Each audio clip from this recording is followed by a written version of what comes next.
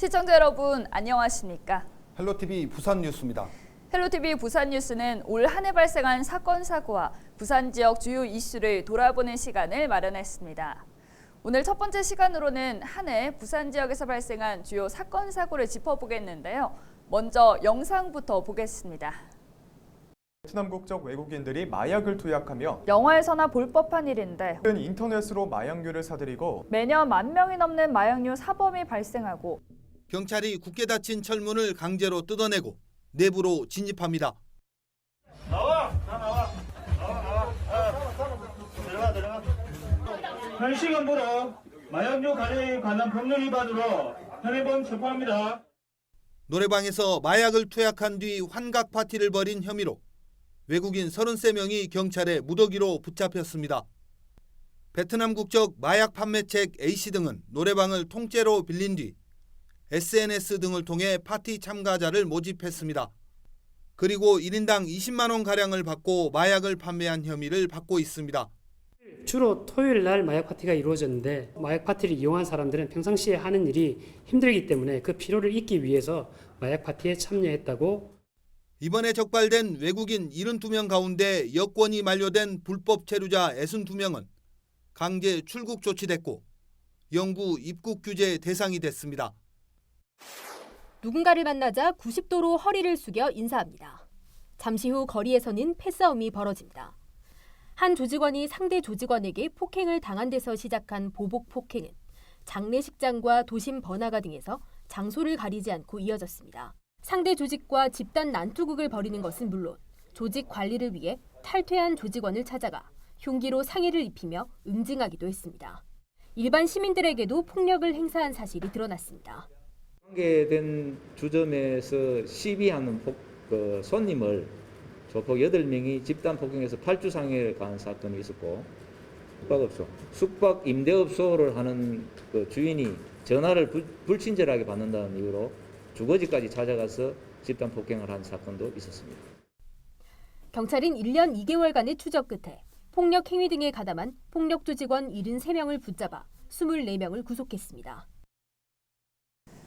도심에서 상대에게 흉기를 휘두르고 90도 인사에 집단 폭력까지 정말 믿기지 않는 일입니다. 김한식 기자, 앞서 본 영상이 정말 부산에서 벌어진 일이 맞습니까? 네, 그렇습니다. 네, 부산의 양대 조직으로 꼽히는 칠성파와 신21세기파 조직폭력간들의 이야기입니다.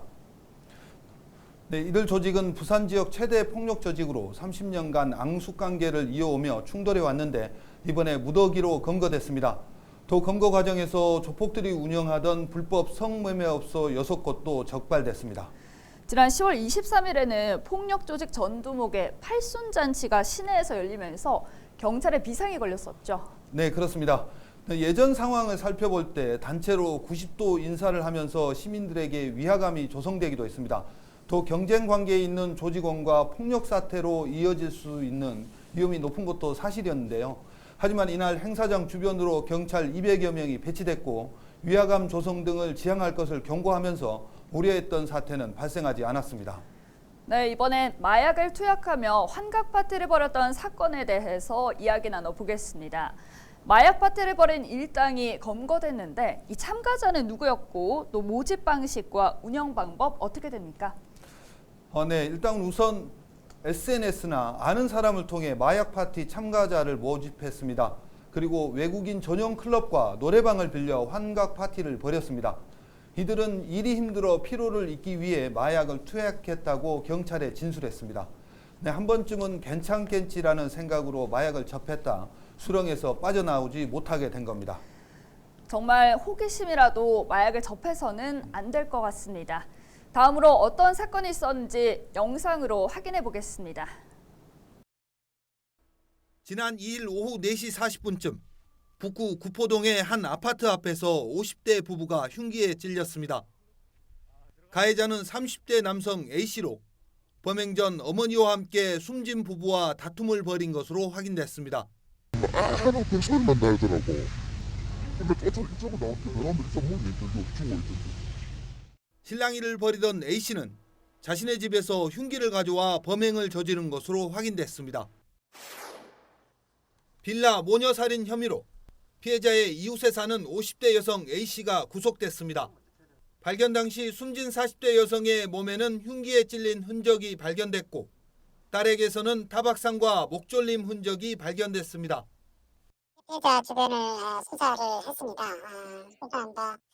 경제적 이유로 금품을 훔치려고 했던 것으로 추정하고 있습니다. 현재 용의자 A씨는 범행을 부인하고 있는 것으로 알려지고 있습니다. 네, 정말 끔찍하고 무서운 사건인데요. 어떻게 대낮에 흉기로 사람을 해칠 수 있는지 정말 이해하기가 힘듭니다. 네, 김 기자, 이들은 어떤 관계였고 왜 살인 사건까지 이어졌습니까? 네, 경찰에 따르면 이들 4명은 평소 알고 지내던 사이였습니다. 숨진 50대 남녀는 부부였고 흉기를 휘두른 30대 남성과 여성 1명은 모자 관계였습니다. 네, 사건 직전 전화 등으로 다툼을 벌였는데 이유는 금전 문제였습니다. 그리고 길거리에서 다시 만나 언쟁을 벌이던 중 살인사건으로 이어졌습니다. 충격적인 건 아들이 범행을 저지른 동안 어머니는 말리지 않고 가만히 지켜봤다는 겁니다. 법원은 아들에게 무기징역을, 모친에게는 징역 30년의 중형을 선고했습니다. 네, 정말 끔찍한 사건인데 지난 추석 연휴 기간에도 안타까운 사건이 있었죠. 당시 모녀가 극단적인 선택을 한 것으로 알려졌는데 이후 살인사건으로 전환됐죠. 네, 그러니까 추석 연휴 마지막 날인 지난 9월 12일 부산의 한 가정집에서 모녀가 숨진 채 발견됐습니다. 앞서 언급됐듯이 추석 연휴 안타까운 사건으로 알려졌는데 당시 경찰은 타살 흔적을 발견했지만 침입 흔적이 없는 점을 들어 면식범의 소행으로 보고 증거인멸 등을 우려해 내사에 착수했습니다. 결국 이웃에 사는 50대 여성을 모녀 살인 등의 혐의로 구속했습니다. 부검 결과 숨진 모녀에게서 검출된 수면제 성분이 50대 여성이 처방받아 먹는 약의 성분과 같고 CCTV 분석 결과 마지막으로 피해자들의 집을 방문한 점을 들었습니다. 현재 해당 여성은 혐의를 완강히 부인하고 있습니다. 경찰은 사건 당시 집안에 있었던 귀금속이 사라진 것으로 보아 금품을 노린 범행으로 추정하고 있습니다. 네, 정말 안타까운 사건입니다. 희생자는 물론 그 가족에게도 회복할 수 없는 상처로 남게 됐는데요. 이번에 사회초년생들을 속이거나 살인적인 이자로 서민들을 울린 사람들이 붙잡혔습니다. 먼저 VCR 보시고 이야기 나눠보겠습니다. 60제곱미터가량의 집에 거주하는 20대 초중반 남녀만 15명. 가출팸, 즉 집을 나온 청년들이 모여 사는 곳으로 주택대출 사기 일당이 제공한 숙소입니다. 대출과 관련한 피해자들이나 사건 범행 정보 관리가 어렵다는 점을 이용해서 대출과 관련한 승인 가출팸을 구성 운영하게 된 것으로 확인됩니다. 이들은 전세자금 대출 시 현장 실사를 잘 하지 않는다는 점을 이용해 세입자를 바꿔 대출을 받은 것으로 나타났습니다. 한 가정집에 경찰이 들이닥칩니다. 이들은 인터넷으로 대출 신청자를 모집한 뒤 소액 대출을 해주고 연 4,000%에서 많게는 12,000%의 살인적인 이자를 받아 챙겼습니다. 신용불량자들이라든지 사회초년생 대부분 이런 사람들이 급하게 소액 10만 원 정도의 소액이 필요한 그런 사람들이 고액의 이자를 내고 이용한 케이스가 많았습니다. 경찰은 대부업법 위반 등의 혐의로 66명을 검거하고 이 중 11명을 구속했습니다.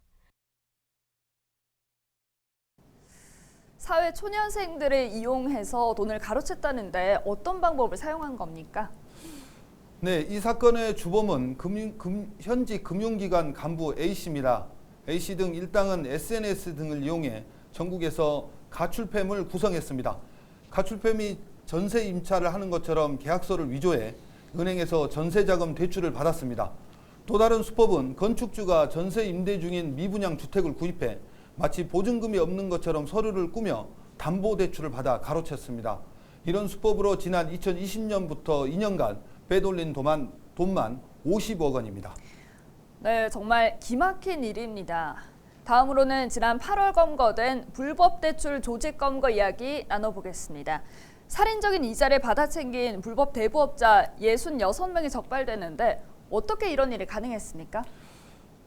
네, 일당은 10만 원을 빌려주면 일주일 만에 이자만 5만 원을 받았고 이자가 밀리면 이자에 이자를 붙였습니다. 이렇게 되면 빌린 돈보다 이자가 더 많은 배보다 배꼽이 더 커지게 되는 상황입니다. 이런 수법으로 일당이 벌어들인 부당 이득만 25억 원인 것으로 드러났습니다. 네, 돈을 받아내는 과정에서도 협박을 일삼았다고요? 네, 일당은 돈을 빌려주기 전 피해자들로부터 나체 사진과 가족, 지인의 전화번호를 받았습니다. 그리고 돈을 갚지 못하면 나체 사진을 가족과 지인에게 전송하겠다고 협박하고 SNS 채팅방에 가족과 지인을 임의로 초대해 입에 담지 못할 욕설을 했습니다. 피해자 이야기 한번 들어보시겠습니다.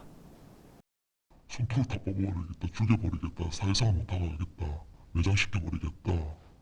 그러니까 저희 가족한테도 그러는 게 아니라 친인척 다 찾아가가지고 괴롭히겠다. 연장 챙겨가 지금 가고 있으니까 기다려라. 경찰은 불법 대출로 피해를 당했을 경우 적극 신고해 줄 것을 당부했습니다.